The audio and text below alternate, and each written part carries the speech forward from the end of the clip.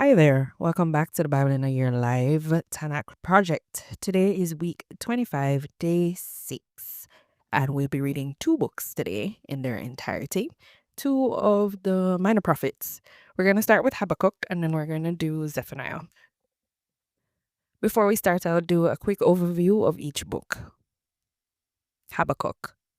Habakkuk, the 7th century Israelite BC prophet to Judah, has given his name to this book as its composer. His name is possibly related either to the verb embrace in Hebrew or to an Assyrian plant called the Habakkuk. The book reports a dialogue between the prophet and God. The prophet asks God questions about his ways, and God answered.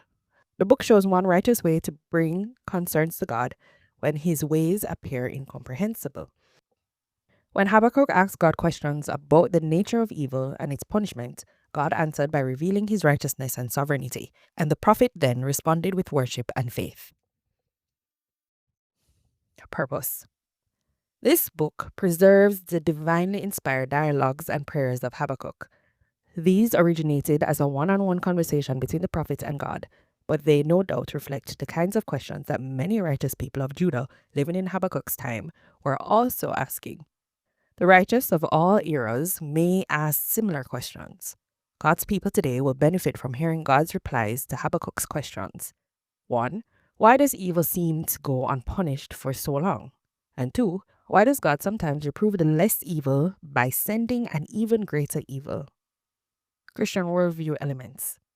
Habakkuk focuses attention on the worldview categories of God, sovereignty and providence, and the ethics and morality. The book causes readers to consider the attributes of God when their experience appears to deny that he is just. Further, the book addresses the issue of God's care for his people in the presence of great evil. The question of what is moral in international relations, particularly when one nation wars against another, is also in view. Christ in Habakkuk. Habakkuk stood in awe of God's holiness and power. His reaction to the presence of God, chapter 3, verse 16, is similar to that of the Apostle John when the risen Christ appeared to him on the Isle of Patmos, Revelations 1:7. We've been reading from the Complete Jewish Bible this week. Habakkuk, chapter 1. This is a prophecy which Habakkuk, the prophet, saw. Adonai, how long must I cry without your hearing? Violence, I cry to you, but you don't save. Why do you make me see wrongdoing? Why do you permit oppression? Pillage and cruelty confront me, so that strife and discord prevail. Therefore, Torah is not followed. Justice never gets rendered, because the wicked fence in the righteous. This is why justice comes out perverted. Look around among the nations. What you see will completely astound you. For what is going to be done in your days, you will not believe, even when you are told. I am raising up the Kasdim, that bitter and impetuous nation, who march far and wide over the earth to seize homes that are not their own. Fearsome and dreadful they are. Their rules and strength come from themselves. Their horses are swifter than leopards, fiercer than wolves at night. Their cavalry gallop in from afar, flying like vultures rushing to feed. All of them come for violence. Their faces set eagerly forward, scooping up captives like sand.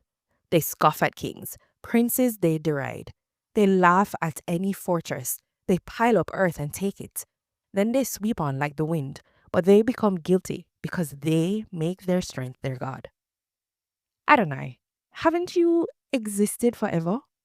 My God, my Holy One, we will not die. Adonai, you appointed them to execute judgment. Rock, you commissioned them to correct us.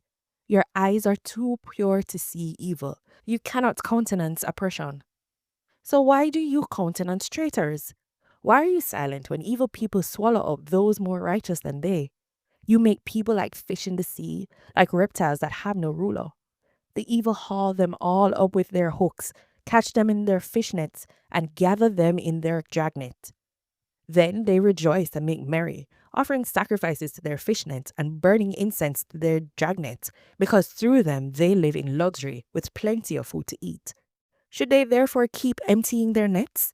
Should they keep slaughtering the nations without pity? Habakkuk chapter 2. I will stand at your watchpost. I will station myself on the rampart. I will look to see what God will say through me and what I will answer when I am reproved. Then Adonai answered me. He said, write down the vision clearly on tablets so that even a runner can read it. For the vision is meant for its appointed time.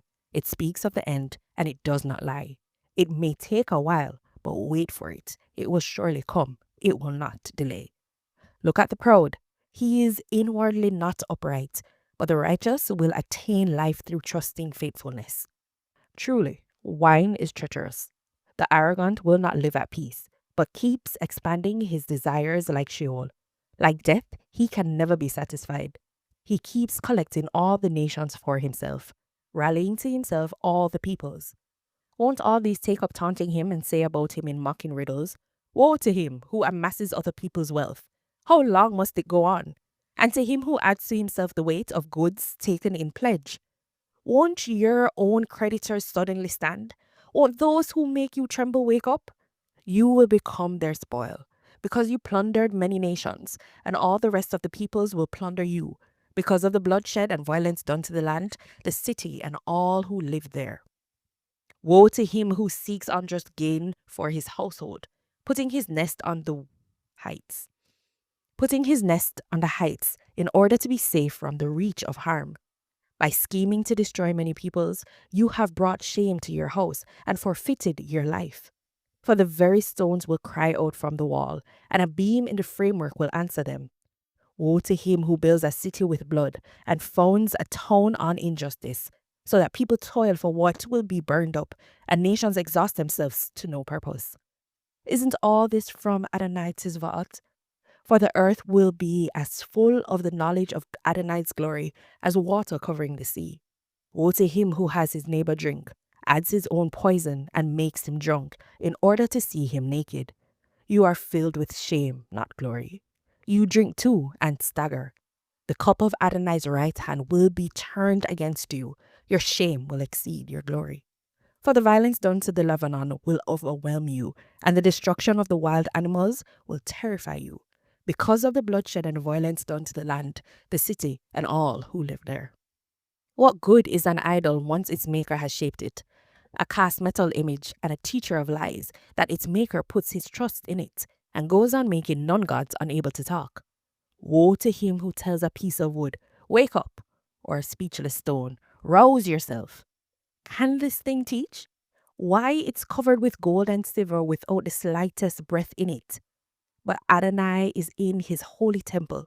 Let all the earth be silent before him. Habakkuk chapter 3.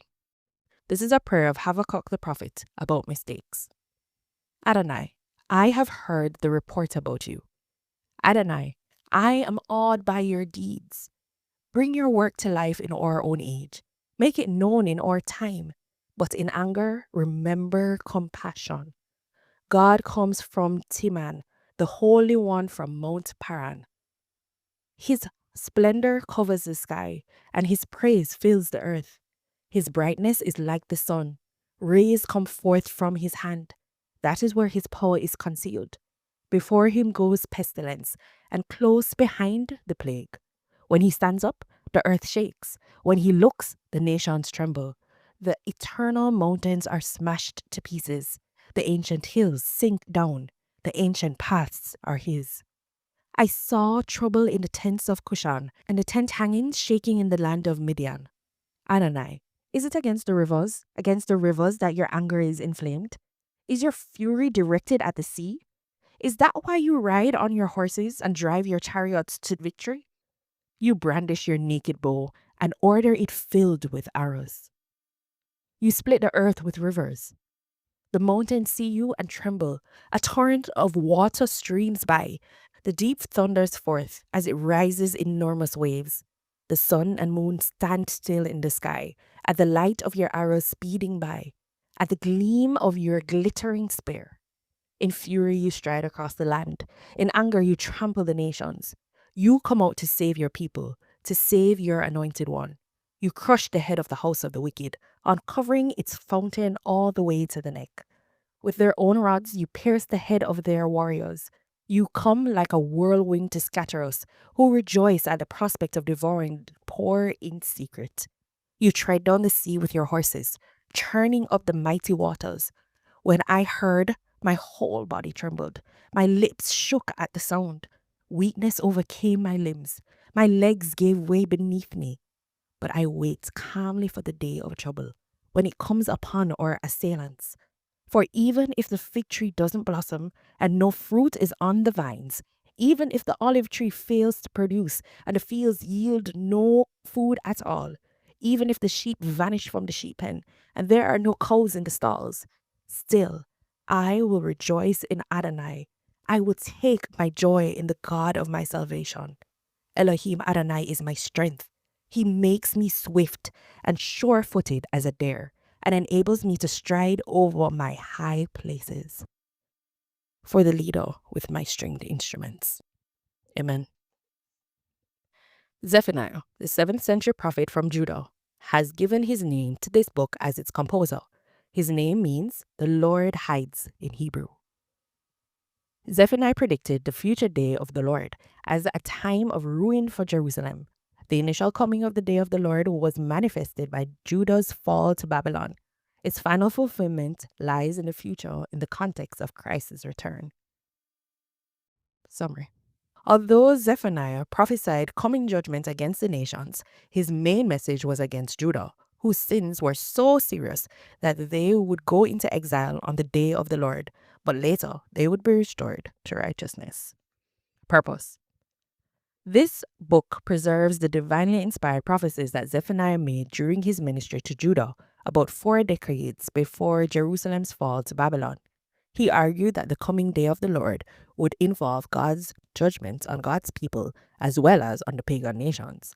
God would later restore a remnant of his people, who would then worship him forever as the King of Israel. Christian worldview elements. Zephaniah focuses on the worldview categories of rebellion and sin and covenant and redemption. The people of Judah had sinned greatly, particularly the righteous and political leaders. God's judgment would ultimately result in the surviving remnant coming to salvation. Zephaniah demonstrates a long-term view of redemption from his own day until the day of restoration. Christ in Zephaniah. Zephaniah announced that the King of Israel was in their midst, chapter 3, verse 15. Jesus was crucified as King of the Jews, Mark 15:26. As Judah did not recognize the presence of the divine king in their circumstances, so many Jewish leaders failed to recognize the presence of God in Jesus Christ. Zephaniah chapter 1. This is the word of Adonai that came to Zepheniah, the son of Cushai, the son of Gedaliah, the son of Amariah, the son of Hizkiah, during the reign of Yoshiyahu, the son of Ammon, king of Judah. I will completely sweep away everything off the face of the land, says Adonai. I will sweep away humans and animals, the birds in the air and the fish in the sea, also the wicked and what makes them stumble. I will wipe humanity off the land, says Adonai. I will stretch out my hand over Judah and all those living in Jerusalem. I will wipe every remnant of Baal from this place, the idol-serving priests and even their names, those worshipping heaven's army on the roofs, also those who worship and swear by Adonai, but swear by Malcolm as well, those who turn away from following Adonai, and those who haven't sought Adonai or consulted him at all. Keep silent before Adonai Elohim, for the day of Adonai is near. Adonai has prepared a sacrifice. He has set apart those he invited. When the time comes for Adonai's sacrifice, I will punish the leaders and the sons of the king, also those who dress in foreign clothes. On the same day, I will also punish all who jump over the threshold to fill the house of their master with violence and deceit. Also on that day, says Adonai, a cry will be heard from the fish gate, wailing from the city's second quarter, and a loud crash from the hills. Wail, you who live down in the hollow, because all the merchants are destroyed. All who trade with silver are ruined. When that time comes, I will search Jerusalem with lamps and punish those who are smug and thick like wine, left too long on its dregs, who say to themselves, Adonai will do nothing, neither good nor bad. For this, their wealth will be plundered, and their houses will be destroyed. Yes, they will build houses, but not live in them. They will plant vineyards but not drink the wine. The great day of Adonai is near, near and coming very quickly. Hear the sound of the day of Adonai. When it's here, even a warrior will cry bitterly. That day is a day of fury, a day of trouble and distress, a day of waste and desolation, a day of darkness and gloom, a day of clouds and thick fog, a day of shofar and battle cry against the fortified cities and against the high towers on the city walls. I will bring such distress on the people that they will grope their way like the blind, because they have sinned against Adonai. Their blood will be poured out like dust, and their bowls like dung. Neither their silver, neither their gold will be able to save them. On the day of Adonai's fury, the whole land will be destroyed in the fire of his jealousy. For he will make an end, a horrible end, of all those living in the land. Zepheniah chapter 2. Gather together, gather yourselves, nation devoid of shame. Before the decree takes effect, and the day comes when one passes like chaff, before Adonai's fierce anger comes on you, before the day of Adonai's anger comes on you. Seek Adonai, all you humble in the land, you who exercise his justice. Seek righteousness, seek humility. You might be hidden on the day of Adonai's anger. For Azar will be abandoned, Ashkelon will be desolate.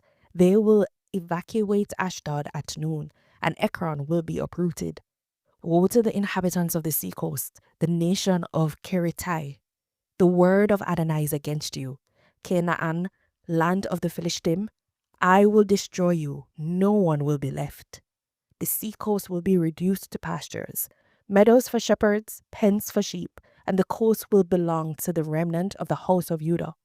They will pasture their flocks there, and in the evening lie down in the houses of Ashkelon. For Adonai their God will remember them and restore their fortunes. I have heard the insults of Moab and the taunts of the people of Ammon, how they reviled my people and boasted of expanding their territory. Therefore, as I live, says Adonai Tzvaot, the God of Israel, Moab will be destroyed like Sodom, and the people of Ammon like Amorah, a land covered with nettles and salt pits, desolate forever. The remnant of my people will plunder them. The survivors in my nation will inherit them. This is what they will learn from their pride, for having reviled and boasted against the people of Adonai Tzvaot. Adonai will be fearsome against them, for he will make all the earth's gods waste away. Then all the coasts and islands of the nations will worship him, each from its place. You too, Ethiopians, will be put to death by my sword. He will scratch out his hand against the north. He will destroy Asher. He will make Nineveh desolate, as dry as the desert. Herds will lie down in it, and all kinds of wild animals too. Jackdaws and owls will roost on her columns, voices screeching in the windows, desolation on the footsteps, for its cedar work is stripped bare. This is the city, once so joyful, whose people felt themselves secure, who used to say to herself, I am the greatest, I have no rival. What a ruin she has become, a place for wild animals to lie down. Everyone passing by her hisses and shakes his fist. Zepheniah chapter 3. Woe to her who is filthy, defiled. Woe to the tyrant city. She wouldn't listen to the voice, wouldn't receive correction. She didn't trust in Adonai, didn't draw close to her God. Her leaders there with her are roaring lions, her judges desert wolves, who don't leave even a bone for tomorrow. Her prophets are reckless, treacherous men. Her Kohanim profane the holy and do violence to Torah. Adonai, who is righteous, is there among them. He never does anything wrong. Every morning he renders his judgment, every morning without fail. Yet the wrongdoer knows no shame. I have cut off nations. Their battlements are ruined. I have made their streets ruins. No one walks in them. Their cities are destroyed, abandoned, unpeopled. I said, surely now you will fear me. You will receive correction, so that her place will not be cut off by all the punishments I brought on her. But no, they only grew all the more eager to be corrupt in all that they do. Therefore, wait for me, says Adonai, for the day when I rise to witness against you, when I decide to assemble nations, to gather kingdoms together, to pour on them my indignation, all my furious anger, for all the earth will be consumed in the fire of my passion. For then I will change the peoples, so that they will have pure lips, to call on the name of Adonai, all of them, and serve him with one accord. Even from beyond Ethiopia's rivers, they will bring those who petition me, the daughter of my dispersed as my offering. When that day comes, you will not be ashamed of everything you have done, committing wrongs against me. For then I will remove from among you those of you who take joy in arrogance. You will no longer be full of pride on my holy mountain. I will leave among you a poor and afflicted people who will find their refuge in the name of Adonai. The remnant of Israel will do no wrong, nor will they speak lies, nor will there be found in their mouths a tongue given over to deceit. But they will be able to graze and lie down, with no one to disturb them. Sing, daughter Zion. Sing, Israel. Be glad and rejoice with all your heart, daughter of Jerusalem. Adonai has removed the judgments against you. He has expelled your enemies. The King of Israel, Adonai, is right there with you. You no longer need to fear that anything bad will happen.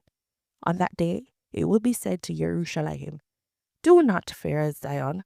Don't let your hands droop down. Adonai, your God, is right there with you as a mighty Savior. He will rejoice over you and be glad. He will be silent in his love. He will shout over you with joy. I will gather those of yours who grieve over the appointed feasts and bear the burden of reproach because they cannot keep them. When that time comes, I will deal with all those who oppress you. I will save her who is lame, gather her who is driven away, and make them whose shame spread over the earth the object of praise and renown. When that time comes, I will bring you in. When that time comes, I will gather you and make you the object of fame and praise among all the peoples of the earth. When I restore your fortunes before your very eyes, says Adonai. This is the word of the Lord. Amen. Thanks for joining us today. I will see you again tomorrow. Blessings.